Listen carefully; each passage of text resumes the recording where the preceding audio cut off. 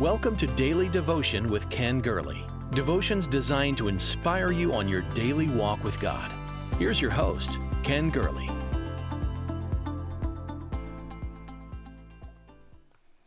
Hey, good Friday morning. Friday, December 1. Wow, the first day of the last month of the year.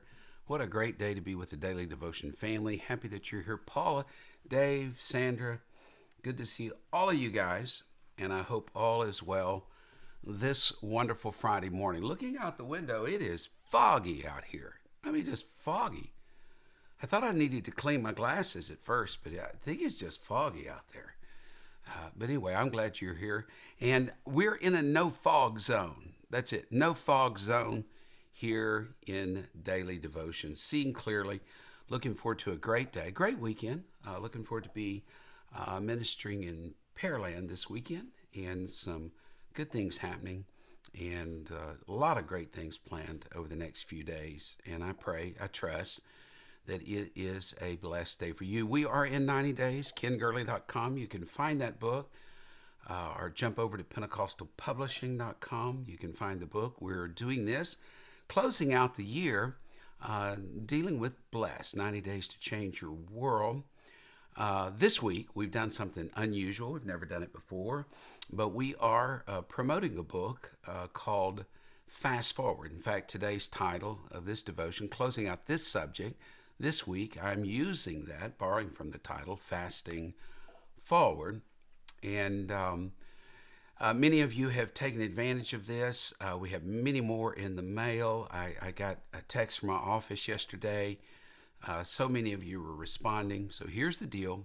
We've opened up a giving portal, kengurley.com. Donate now, donate any amount, and we will send you this book. Now here's the trick. This is the trick. It is a trick. But our Daily Devotion family is so witty, so intelligent. They get this.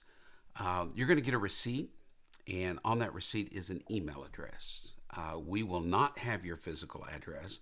So if you will email your physical address to Daniel's email address that's printed on the receipt, we will get it out to you. If after the next few days you don't see the book, reach out to the same email address and we can follow up. All right, I'll give you more information later, but I want to talk about fasting forward. I was up early this morning, just praying. I was thinking about fasting, and I don't know why I was drawn to those real lengthy fasts. You find all sorts of fasts in Scripture. You find a day, fasting a day. You find fasting 7 days, 14 days, 21 days, 30 days, 40 days. There are three fasts, or three people who have said to fast 40 days, which I would call a supernatural fast. And always in the book Blessed, we give the health warnings and all of that. You have to be mindful. You have to be mindful of your health conditions. And we can't try to do good and end up doing harm to ourselves. And so be aware of that. But these three supernatural, these people that fasted, I say supernaturally. Moses did it twice, Jesus once, but I'm drawn to Elijah, because there was something that happened at the close of Elijah's fast that I believe is indicative of fasting. That when you push away from the table and you draw near the table of the Lord, that things happen. Do you remember what happened at the close of Elijah's fast? He was allowed to look into the future. That still small voice of God guided him. He saw his successor, Elisha. He saw from that holy mount who would be the king of Syria, and he was to anoint him. And he saw who was to be the king of Israel out of the lineage. It was supposed someone outside of the lineage, Jehu. That God allowed Elijah to see the future at the close of a fast. And this is a forgotten aspect to me about fasting, is that it unlocks the future. Oh, this is something to me, and I can't explain this. How many of you, let's just do a little poll. Miriam, Tony, Brenda, how many of you have been fasting and the Lord just gave you an impression of something? maybe not a direct answer, maybe you didn't hear an audible voice, but you felt impressed to do something or impressed that something was going to happen. I'd just like to see the hands lifted if you have experienced that in prayer and fasting, God shared something with you. He impressed you. He just touched your heart and said, this is what you should be doing. And it brought such a peace of mind and such a hope into your life. And this is what I'm calling fasting forward. That you literally, and I'm seeing all the thumbs up and the hands up and the yeses, and it's a phenomena that I think we overlook. We talk about, well, what is the Daniel fast? Does Daniel fast include dairy or not? And anytime you do a Daniel fast, and we have a Daniel fast in church, we have to appoint an umpire. We really do. We have umpires that will tell us yes and no. I mean, to me, homemade Bluebell vanilla, I don't see a direct admonition against that in a Daniel fast, and I think, and so we need umpires. Left to my own devices, I can pretty much justify anything in a Daniel fast. So we have to appoint umpires. But I will say this, that when you are fasting, it's one of the curious things that God speaks to you. You remember with Elijah, it was not the fire, it was not the whirlwind, it was not the earthquake, it was that still small voice, that divine whisper, one translation says. It was an impression that God dropped the veil of the future and permitted Elijah to see. Fasting unlocks the future. Oh, that's it. That's right, Angie. Angie, I believe, according to the Ken Gurley rules of a Daniel fast, I can find no prohibition against Bluebell homemade vanilla. I just cannot. And this is why I need an umpire. When I do a Daniel fast, first of all, I'd rather starve than do a Daniel fast. I think it just annoys me. And I tell you, the last time we did a Daniel fast, Tessie, you can attest to this. We said, okay, we can't do meat, but we saw that tofu sausage and that tofurkey. Yeah. Folks, and you may be a tofu farmer and a tofu extraordinary. Well, I want to just tell you, there is nothing more disgusting than tofurkey. It is just, and tofu sausage, you build up your anticipation of what it's going to be like. It's the texture, folks. I'm a texture person. It's the texture. It just gets you. It just gets you. I came away from that Daniel fast, said, I will never. It was torture. It was just torture. Anyway, this is what happened in Elijah's fast. There was no Daniel fast. On the Mount of God, tucked away in the same cave that Moses had been when he'd seen God, Elijah caught a glimpse of the future. He saw who his successor would be. He saw who the next king of Syria and the next king of Israel would be, and his part to play in this. This is what fasting does. It accelerates the time frame. It reaches into the future and permits you and I to see. Can I talk to you a little bit about this fasting forward, this vision that we see?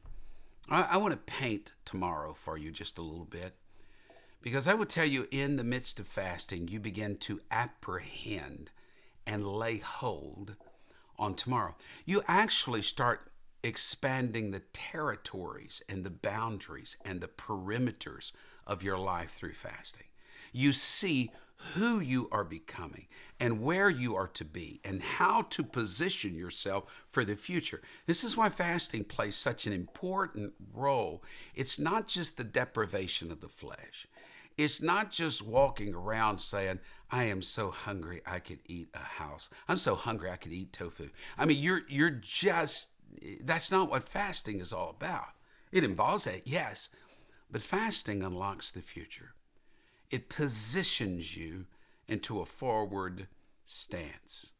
There's an old story. It's an old science fiction story. A science fiction writer, H.G. Wells, he wrote the story The Country of the Blind. It's just a short story about a fictional guy named Nunez who was trying to climb a mountain peak in Ecuador, slipped, fell into a deep valley that had been cut off from the outside world. It was a place occupied with people who had had a sickness years before and they had lost their vision. Generation after generation had been born blind. They lived in a land of darkness, and the title of the story is The Country of the Blind. The people in that strange world would awaken at sunset and work through the night because when the uncomfortable sun began to rise, it annoyed them, and they would fall asleep then. They convinced Nunez that there was no way to escape their world. He tried to settle into the world. He met a young lady, fell in love, but before they could marry, they told him, you're going to have to get rid of your diseased eyes. In other words, he was the only one with vision. They were all blind. But if you're the only one with vision in a country of the blind, then you are atypical and you are abnormal, and they are the normal ones. And so he agreed to that so he could marry the woman that he loved. And the night before he was to lose his eyes, the story said, he woke up early in the morning, and he started walking in the direction of the east. He had fully meant to just go to a lonely place where the meadows were filled with white narcissus, and there just to remain until the hour of his sacrifice would come. But as he walked, he lifted up his eyes and he saw the morning light like an angel in golden armor coming down the mountainside.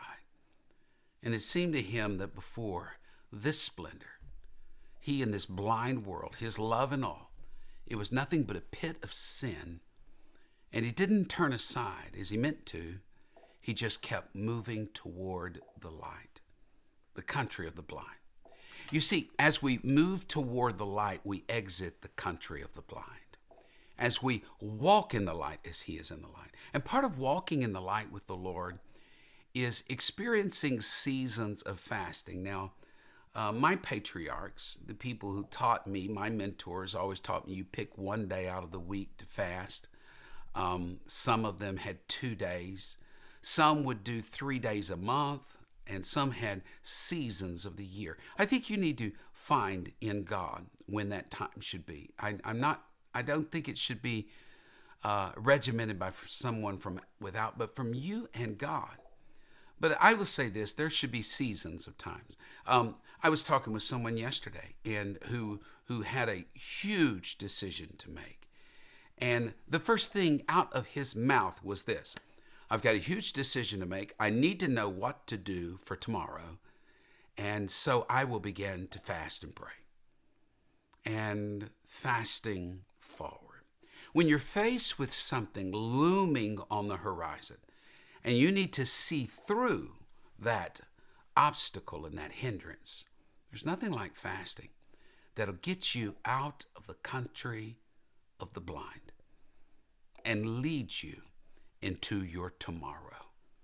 What Nunez discovered in H.G. Wells' The Country of the Blind is no matter how accustomed you get to it, we're never going to belong to darkness. We're never going to belong to night. We belong in the land of sight.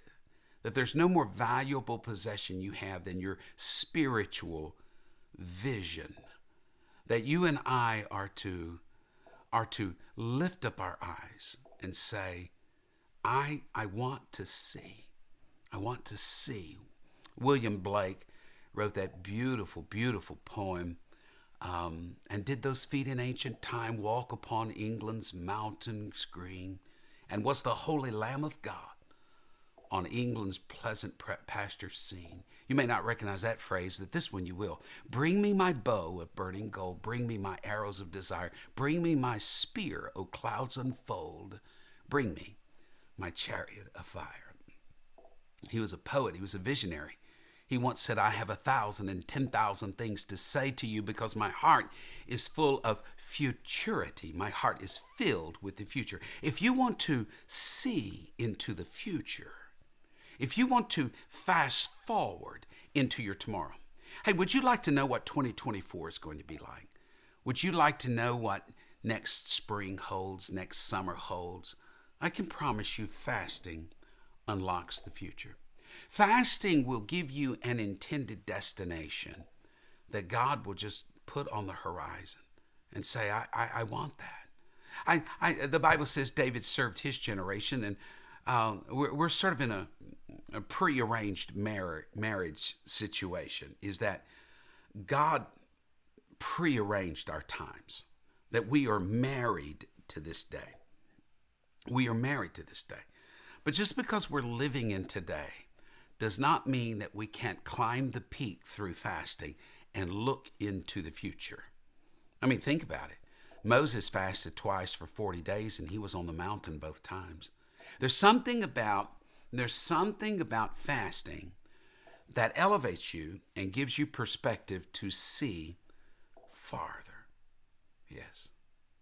That you can envision the future, that you can get your eyes above the horizon.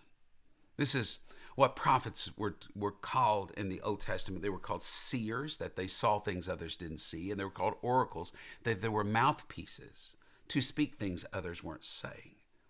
I believe that this is the work of seeing, and I believe seers, like Elijah, I believe that it lifts us and that we can see into tomorrow. We're living in what Alvin Toffler called future shock. He said that 50 years ago, he coined the phrase that we are living in a time like this world has never seen. We have moved from the modern age to the postmodern age. We're not in the information age. We're not even in the disinformation age. We're in the over-information age. Do you know that in a single second, more information is generated than you and I could absorb in a lifetime in this world? One day, more books and articles are published than you and I could ever read. Do you know there's 10,000 additions each day to the United States Library of Congress? You've seen this. Information is doubling in the world about every 72 days. More than 10,000 new websites go online each day. Tens of thousands, hundreds of thousands of updates online. Technology is accelerating at an exponential rate. We're living in the days of rapidification. It's moving so fast. This is our age. Everything is in motion. Everything is moving, hurtling into the future. To find a vision for the future, we must fast forward. We must call out on the name of the Lord. I like what Karl Rahner said. He said this about 50 years ago, in the same time that Alvin Toffler coined the phrase future shock. He said the Christian of the future will be a mystic or he will not exist at all. And by mystic, Rahner believed it's more experiential than theoretical. In other words, you're going to have a walk with God to make it in these last days. This is our age. This is the one the Lord prearranged us to. We are in this day and in this age. How important it is to just begin to fast forward. I want to share something with you before I close. I was reading the Bible story of Hagar. Now, I know some of you immediately went to the funny pages and you saw Hagar the Horrible, the Viking. You saw the horns on his helmet. Hagar is a scriptural character. And you remember Hagar was the servant of Sarah. And she ran from her mistress into the wilderness of Beersheba. And in her running, in her haste to flee, the angel of the Lord appeared to Hagar and asked two questions. Where have you come from? And where are you going? And I think those two questions, just my opinion, I think the most important quality we need to possess in these last days is the ability to know where we're going and to connect it to our past. That's it. Because this age, our age we're living in, is clarifying and sharpening our vision. And Elijah saw the future clearly. He saw his successor, saw the next king of Israel, saw the next king of Syria, and his part to play in each of it through a time of fasting and being alone with God. I believe you will too. I believe we fast forward into our future, that we can see our lives tomorrow. If you want to catch a glimpse, if you're frustrated, fast. If you're miserable, fast. If you're looking for an answer, fast. If you're trying to break temptations, fast. If you're uncertain about decisions you need to make, if you want to know, I'm not saying fasting is a crystal ball, but I'm saying that in your fasting, God will give you impressions. God will nudge you. He will realign you and position you toward the future. The word orient means facing the east. That's literally what it means. That's why we call the Asian countries the Orient. It was an old expression, is because it means to face east. This is what fasting does. It orients you toward a new day. It orients you toward your tomorrow. I feel certain about that. This is what the Lord would have us say. Oh my. Okay, this is the last day. We're about out of books anyway. This is the last day that we're going to do this. And thank you for bearing with us. And thank you for cooperating with us. Just as a gesture to get you ready, this is the best book on fasting in our generation. In fact, I was talking to Brother Herring yesterday and just thanking him for this book. Things happen when you fast. Brother Herring was telling me about the phenomenal growth of their church in north of Dallas. And I believe fasting unlocks the future, and it accelerates and hastens things, makes them more rapid. They happen more rapidly than they would normally. I think this book will help you, especially as we close out the year and we're preparing for a new year. When you get ready to enter into a season of fasting, this is a book that I think you need to read and get a hold of. You say, okay, how do I get the book? Here's what you need to do. KenGurley.com, and you'll hear the announcer again as we leave. Go to KenGurley.com. You'll see the donate now, but hit and donate now. Give any amount. And we're paying for shipping, we're paying for postage, and we want you to have this book. Give any amount, and you'll immediately get a receipt. When you get that receipt, look at the email address on the receipt. It's Daniel's email address. Email Daniel your physical address, and we will try to get that book out to you today, no later than Monday, and get that in the mail to you. Thank you for being a part of this daily devotion. This is a special group. We won't be doing this every day. What I've been doing and promoting the Donate Now button on KenGurley.com is just a season to get us kind of recoup where we have been over the last few years. Thank you for being a part of this. Facebookers, like, follow, share, YouTube, subscribe. Get the word out. Go have an amazing first day of December. What does that mean? What does that mean, Donald? What does it mean? I think it means there's only about 23 shopping days left before Christmas. You don't really want to shop on Christmas Eve. We used to do gift wrapping. Tessie, you and I, our family, church family, we did gift wrapping in 3 malls in Houston every Christmas season. Christmas Eve, we were at one mall, and we would be there from early in the morning till late until they closed the stores, usually about 6 in the evening on Christmas Eve. Let me tell you who shops on Christmas Eve. Men, I'm going to help you here. Men shop on Christmas Eve. It was our greatest day for gift wrapping because men would just walk up and lay their gift on the counter and say, I don't care what it costs. Wrap this gift for me. And we had fun. That's it, Roy. Snap wrap. That's what we called it. Snap wrap. My favorite gift that I ever wrapped. The ladies would not wrap it, but we had a pet store in Baybrook Mall, and someone had bought, I guess as a gag gift, I don't know, it would have made me gag, tarantula. And it had a little plastic cage, and that tarantula's legs would just come out, and I had to wrap the tarantula. I had to put little holes. I don't know how spiders breathe. I didn't know.